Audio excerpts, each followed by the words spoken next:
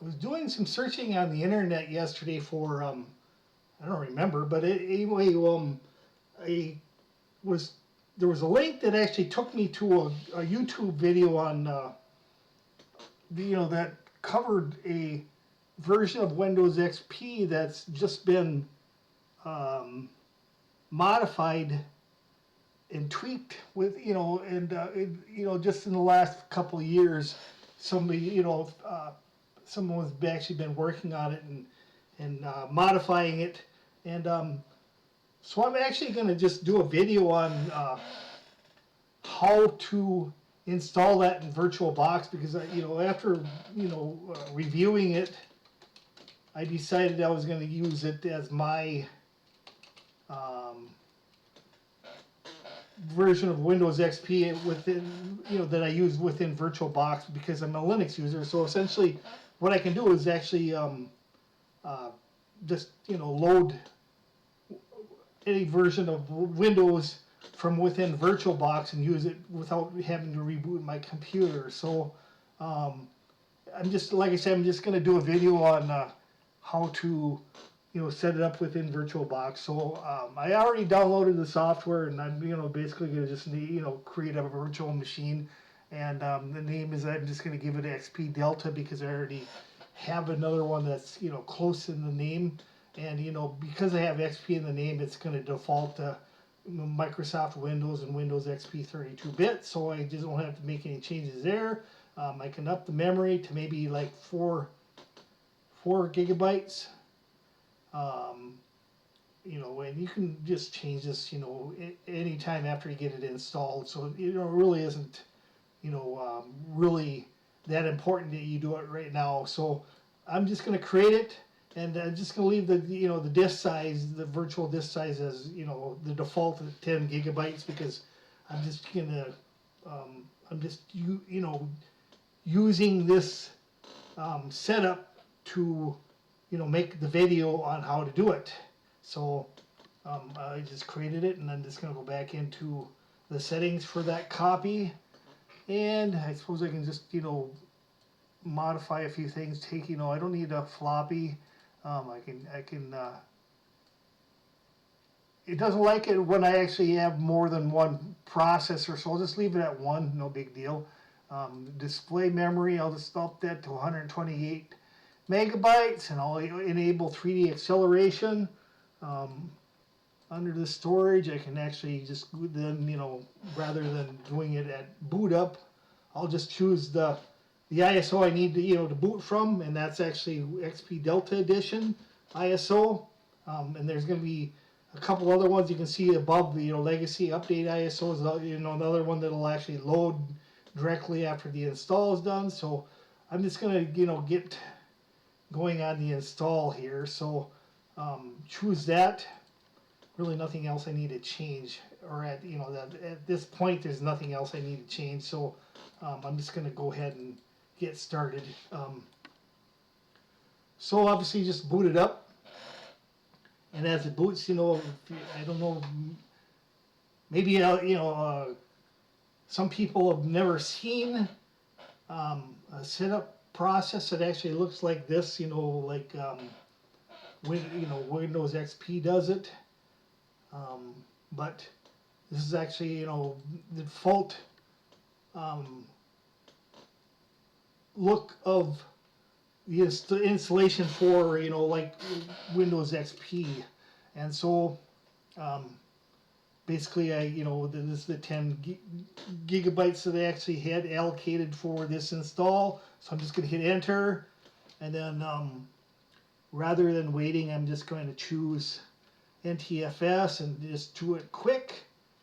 And so hopefully it just formats the disk at a little bit faster speed than if you actually chose the default of um, normal formatting rather than quick formatting. It takes a while, so just be aware of that. So essentially it's now it's just copying the files, and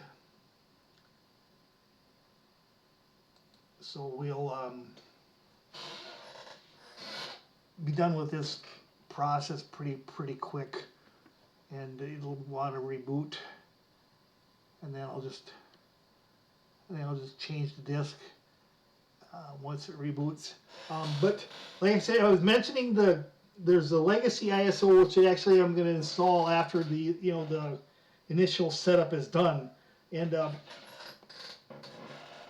legacy ISO actually I think is mainly to configure the system so that it can get Windows XP or legacy updates from another site besides Microsoft, because Microsoft doesn't provide any updates for Windows XP or Vista or any of the other operating systems that it doesn't support anymore. So once the whole thing is actually set up, you'll see that it'll be it'll be under, I believe, the control panel area or settings, where you'll have a legacy configuration where it'll actually just load and allow you to select security updates and other software updates that can be done from that site, because you can't do it from Microsoft. So it looks just like it's going along pretty quick. In the meantime, what I'm going to do here is see if I can actually do that. I'm just going to do a search for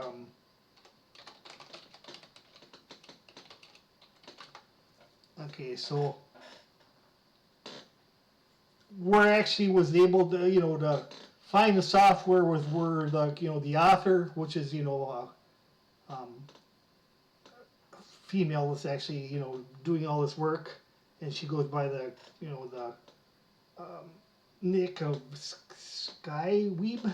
But anyway, all the files are here, and so if you can download it as a torrent, or you can choose to download all the files separately, or just the one you actually the main installer. But like I say, if you download the torrent, will be all the files that in a zip file, and then you can actually install them. I'm not sure exactly what was in the edition extras pack, because I didn't really ever look at the description. I just installed it, but it says it has a little bit. It's going to take a little bit more time than I want to wait around. So what I'm going to do is actually pause the video for a bit, and I'll be back later and go from there. Okay, so I got to the point where I need to input some information, so to customize the setup. But this screen, I actually don't need to change anything. So name, I'm just going to put in my name, nothing for organization. What I actually did for the product key is I'll provide a link for it, but what you actually need to do, since you probably don't have a product key, is use the link in the description. It'll go to some place that you actually can get product keys. So let's see if I can bring that up and show you.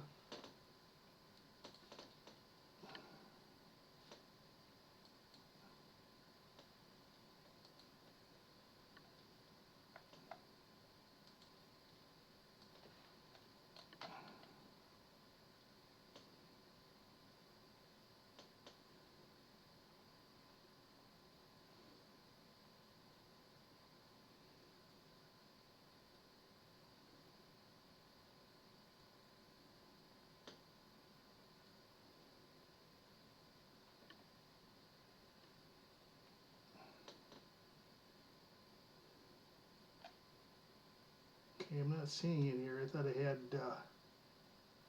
Oh, I'm sorry. Like I say, I'll provide a link for it in the description, but there is actually a GitHub page you can actually go to get product keys, and I believe that service pack VLK or any of these in this area, you know, where basically for volume product keys will actually work. So that's all you actually have to do if you don't have a, you know, a volume product key for your setup. Just, you know, go to this page and you know, try some of them. Like I say, you know, you have to use a volume product key. So I'm going to actually get one that works, and then I'll be back.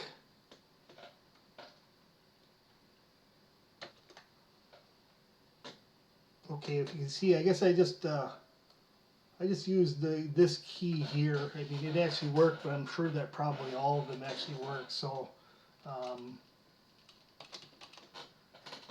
I'm proceeding on with the installation. So the computer name, I'm just going to choose the name or use Delta for this copy, and then enter administrator password, and then just choose next. Select your time zone. I'm actually in Central Time Zone, so I'm going ahead and try to do that.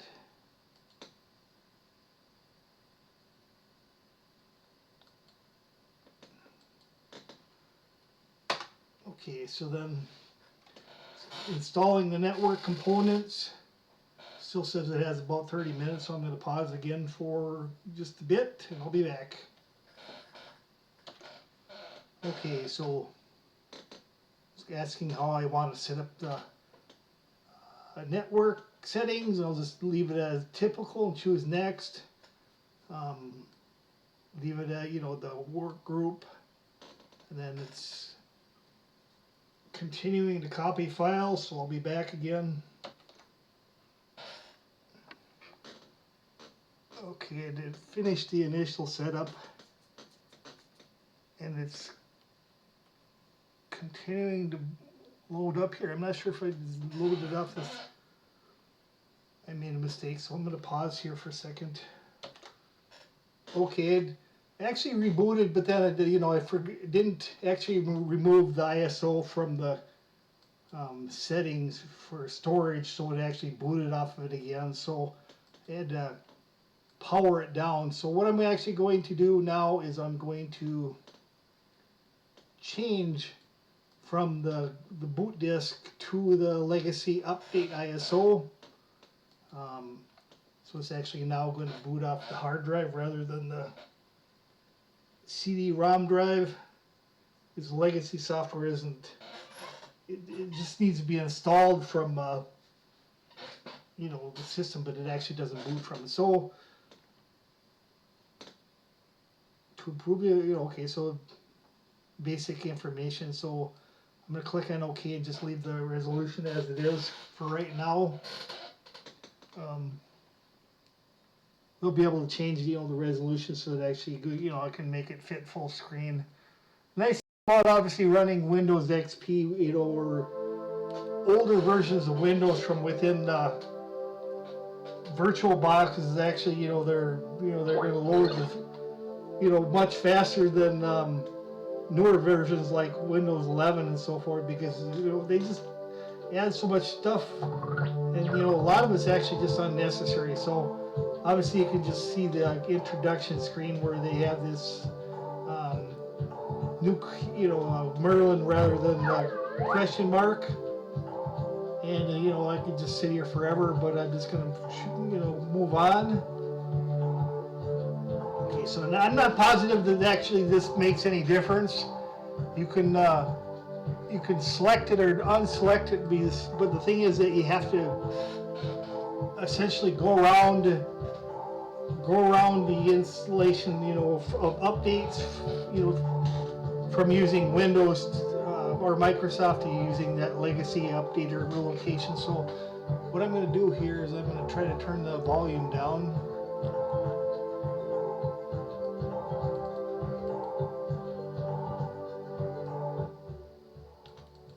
Okay, so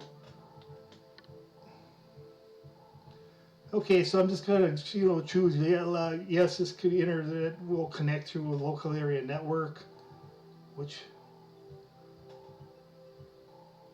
or I could choose either one is going to work within VirtualBox. So I think you can actually leave it at default, but I'm going to just choose the second one, and I don't need to register with Microsoft with this old version of Windows XP because it'd probably be a waste of time. Set up an account and choose finish. Okay, so it's applying a personal settings, and here are the default setup after the the initial install is done. So I'm just going to proceed on here, and I'm going to do the legacy update.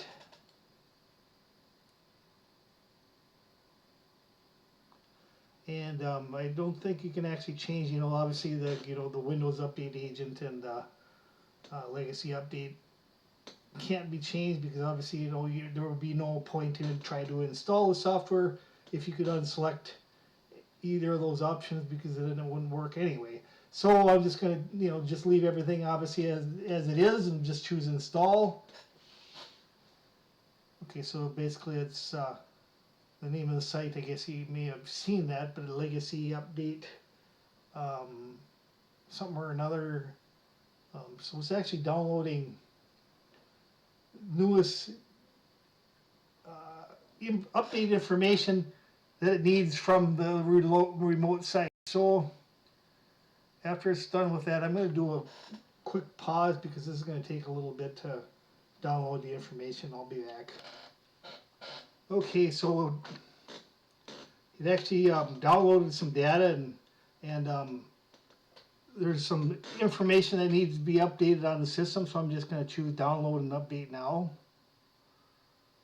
And so it looks like it's just going to try to download the Genuine Advantage Validation Tool to make sure you're using a valid copy of Windows, but obviously you know where I got the key from. And if they're still charging, for old version of the Windows XP that they no longer support, I guess, it's like, I don't know what they would, do. So, essentially, just the installation is complete. If I go ahead and I try to update this again, it'll actually, have a rather lengthy list of updates that you can actually install on the system, but I'm not going to do that right at this point. So what I'm actually going to do though is I'm going to try to eject the legacy update ISO so that I can actually get the guest editions ISO image installed. If that doesn't work, I'm going to have to restart it, but let's see here. I'll go into the settings here and I'll just check it. Sometimes this works, but not always. Okay, so VirtualBox Guest Editions is actually installed. So when we go back to my computer, we don't see that yet. Let's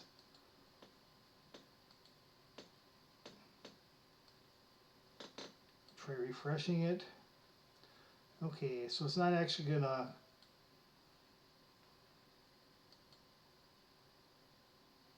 I may not be able to get it to work. So what I'm going to do is I'm going to be, okay, I'm just, initially about to restart the computer, but I decided I'm just going to add the ISO for the extras. Let me see if I actually,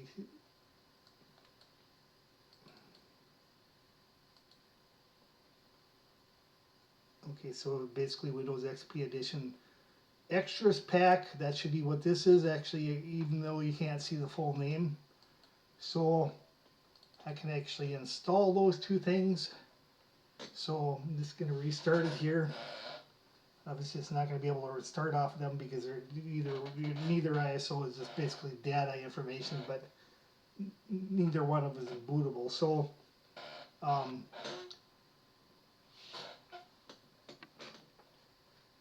it's a good idea see it installed the Virtualbox drivers, which I'm actually going to do. Hopefully it shows up in the now. So, like I say, we have the two items that we actually need, to install to finish this off before looking back at updates. So I'm going to go ahead and install the Virtualbox guest editions. Might see that's going to do this scrolling down through a bunch of stuff where it actually might not be doing anything of value, but it's scrolling too fast so I can't read it. But no big deal. Just basically just let it run its course and actually install the hardware that's actually needed on the system, or up the hardware that's needed on the system, because the guest edition is actually going to have the best drivers for use within VirtualBox itself. So just update it. So I basically did that, and then I'm just going to choose finish without rebooting, and then I'm just going to double click on the extras pack. Like I say, I didn't really. Okay, so it says basically this tool is used to copy a set of wallpaper, sounds, and themes to your from the Virtual XP era, or Windows XP era, to your hard drive. Okay, so then I'm just gonna, that's what it actually is. I didn't, like I say, I didn't pay much attention to it before, and we can just let it continue after that. And okay, so actually this is actually installed now, so we can actually look under the configuration. I usually like to view it in classic view, and if we look under system here and device drivers, everything should be updated as far as the hardware under VirtualBox, so it works properly.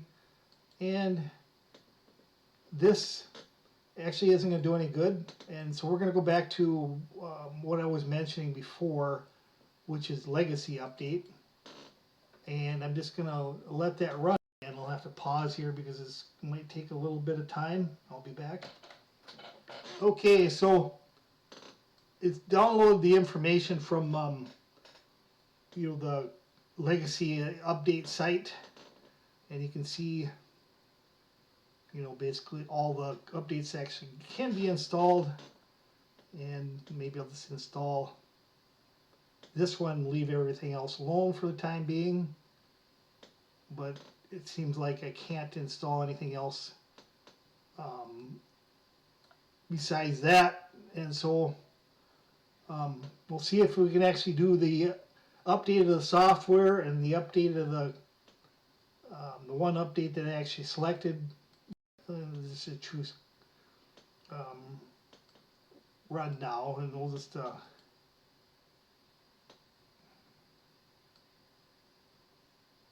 okay, so we don't want to do any, we don't need to do any embedded updates, so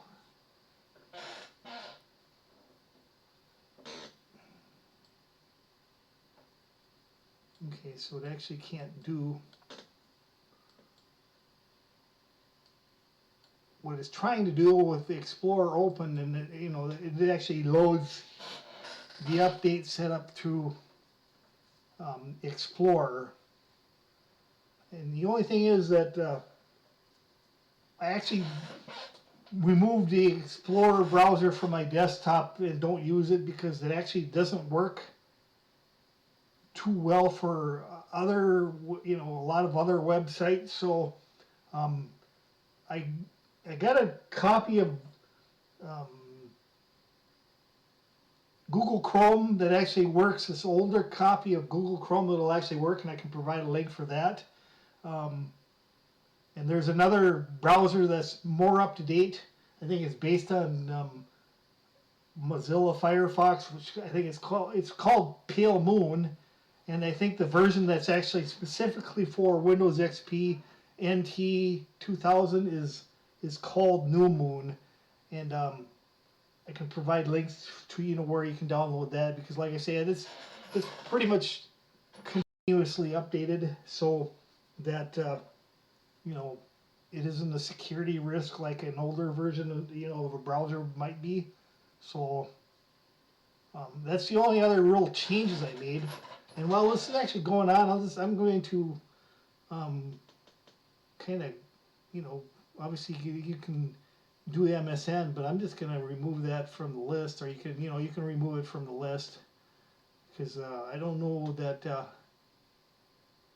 I would ever use it. But obviously, this is just a copy, so that I'm going to delete after this video. But anyway, I'm going to go back to control panel while it's downloading updates, and let's see if we can figure out where to it said it had more sounds, and so you can actually change the sound theme. But what I'm actually think I just you look at the added themes. I'm just not remembering where to to find them.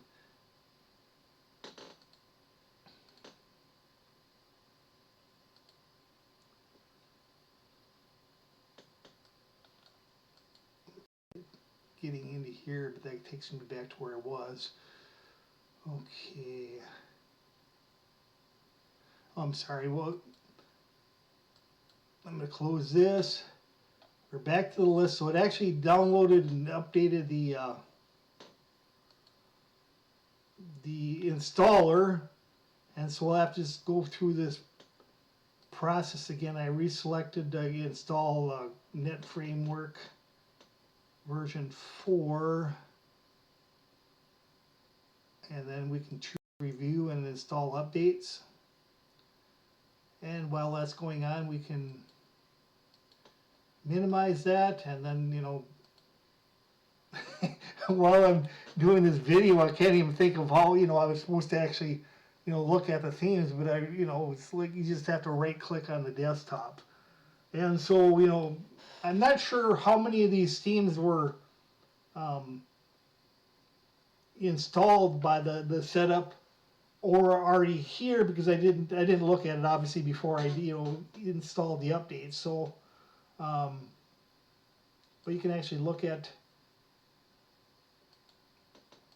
or change the themes to something else. There's obviously a few other ones, and you can actually theoretically look online and download other ones. But there's a certain one here. Let's see about this one. Yeah, actually this is actually the one I use in my other system, because I just like it's more appealing to me than some of the other themes. So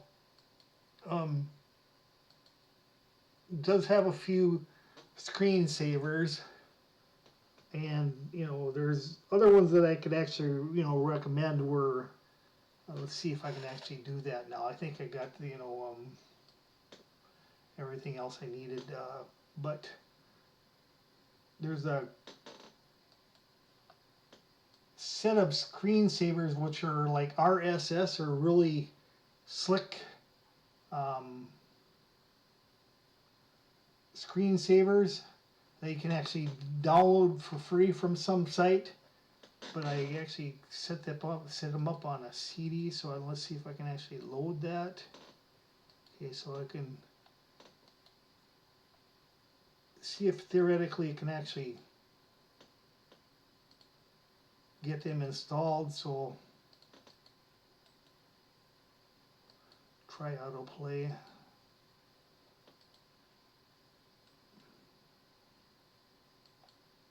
Okay, so it does have a little bit of a problem, when trying to swap CDs. So there's actually another one. It's called Electric Sheep, which actually is a kind of nice screensaver, but it didn't actually work, or at least the version that I actually have on this disc doesn't work. So I'm just going to install the really slick screensavers in this beta, and I don't think they've changed in years. But you know, these screensavers will actually work on pretty much any version of Windows. So just do what it says, just click on install, and then we need to install this OpenAL, and then basically that's it. There's one screensaver that's separate that I figured I'll just install also.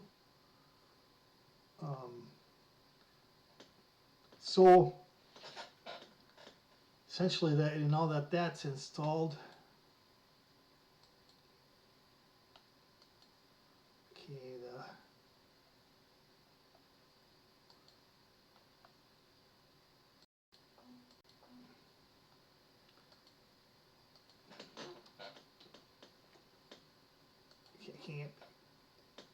can't actually get back to the desktop. I'm going to do this real quick. Just show you, this. So actually we installed the extra screensavers, which, includes really slick screensavers, which actually work on, in VirtualBox on this system. So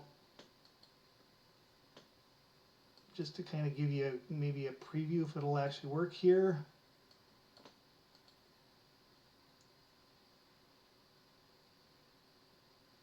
All right, give me all kinds of problems here. So okay, I'm going to try that one more time while I'm in here. 14 by 1050 is almost full screen, but after I apply that and choose OK,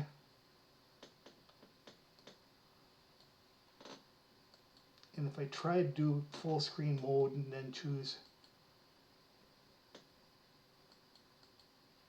property again, I may have to just change it to something other than 32-bit.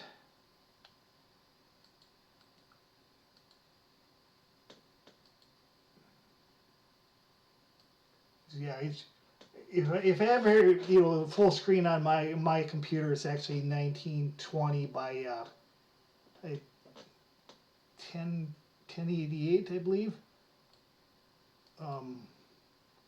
But I can't get that quite yet. But essentially, I was just going to try to show the screensaver, but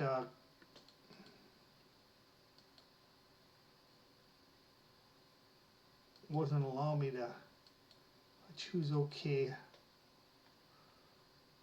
I'm guessing that I'll just have to restart again. So I'm going to pause it. I'm going to restart, and then we'll see if I can get this in full screen mode and then load the screensaver, and then pretty much. Okay, now that I've actually have it shut off and everything, most of the stuff installed, what I'm going to do is actually trying to get this loaded up,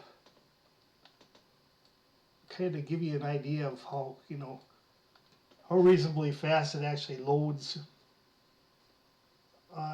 from within VirtualBox, even though I'm running Linux in the foreground.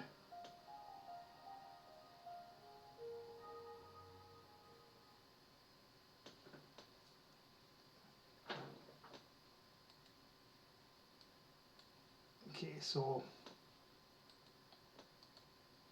if everything was right in the world, I should be able to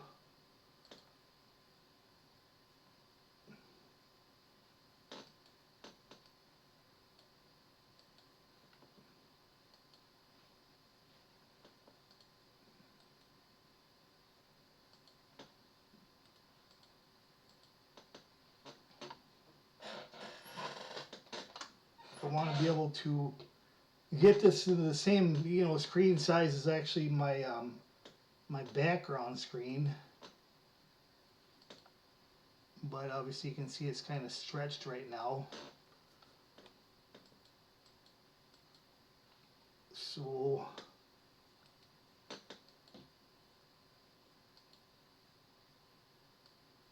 okay, so I can do 14 by 1050, but I can't get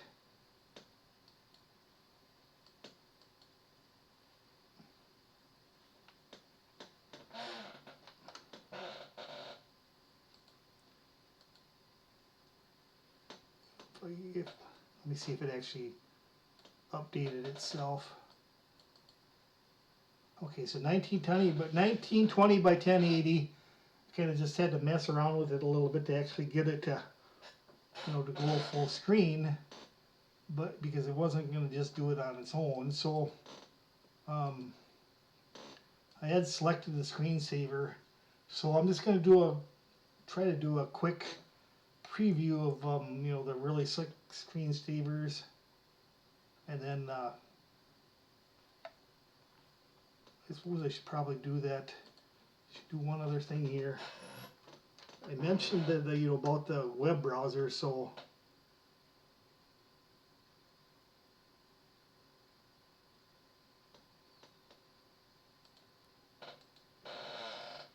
what I actually need to do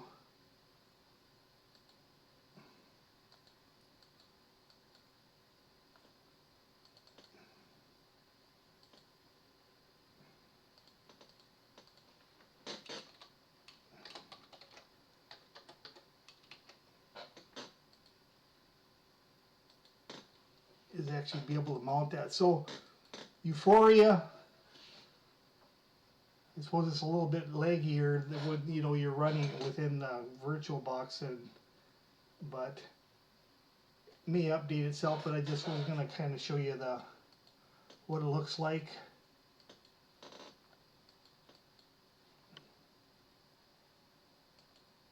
And then I set up that share,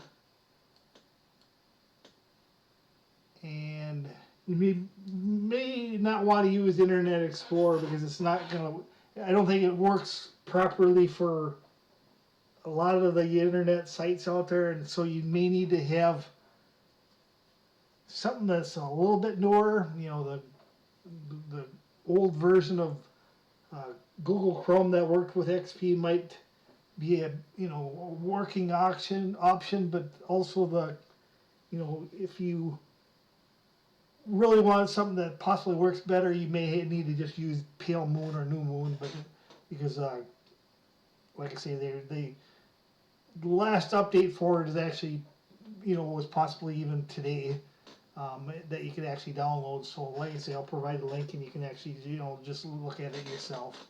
Thanks for watching this video, and I look forward to seeing you again.